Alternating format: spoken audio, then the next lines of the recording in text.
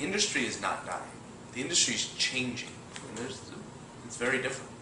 And you can't get away with a lot of the things that we're used to in the industry anymore. And because of that, we need a new approach. And that's one of our commitments between now and the next 5 years to be the most read in Long Beach, is that we will not fear change, we will not fear technology, and we're not going to fear being nimble. And that is the key. The future success to the LA Times is being nimble.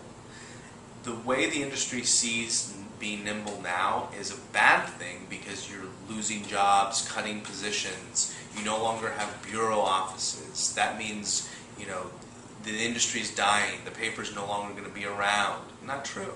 What it means is that your customers aren't demanding what you were giving them anymore. They're not demanding it anymore.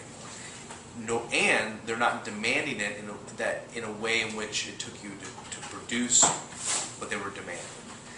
They're not demanding 3,000-word articles from a reporter that works for the LA Times in a Moscow bureau.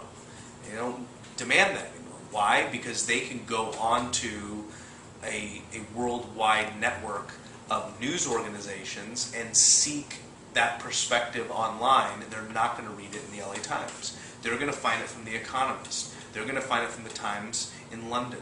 They're going to find it from CNN International. They're not going to find it from the LA Times. What they want from the LA Times is what's happening in my backyard, what's happening down the street. And they can get everything else in other places. So closing an international bureau, or closing a bureau outside of the region where I live, is not a bad thing. It just means that your customers are changing.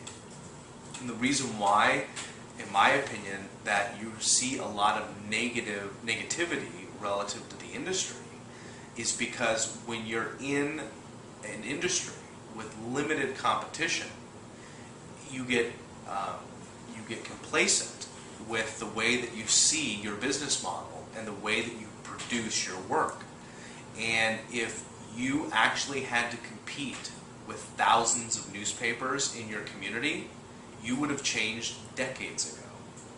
And the only reason why the traditional print media is reacting the way in which they're reacting is because for the first time in history, they have to compete with the average person for the same viewers that they were never competing with anybody before.